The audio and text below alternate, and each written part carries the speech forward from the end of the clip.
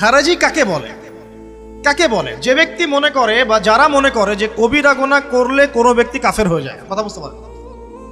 কোনো ব্যক্তি যদি বিশ্বাস করে, আকীদা রাখে, বিশ্বাস করে যে কবিরা গুনাহ করলেই কেউ কাফের হয়ে যায়, তখন তাকে খারেজি বলতে হবে। কথা বুঝতে পারছেন? কবিরা গুনাহ করলে কেউ কাফের হয়ে যায়, তাকে হত্যা করা জায়েজ, এই মতাদর্শের যারা, তাদেরকে খারেজি বলতে পারে।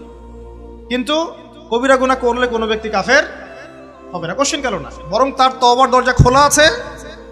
সে বড় জোর ফাসেক হতে পারে বা জালেম হতে পারে, তাকে আপনি হত্যা করতে পারবেন না।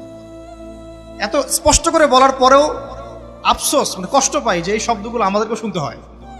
এত স্পষ্ট করে ব্যক্ত করার পরেও আফসোস লাগে, কষ্ট লাগে। কিছু মানুষ, আল্লাহ হেদায়েত দান করুক, আল্লাহ পাক বুঝ দান করুক, দোয়া করি, আমাদেরকেই এই শব্দগুলো শুনতে হয়েছে।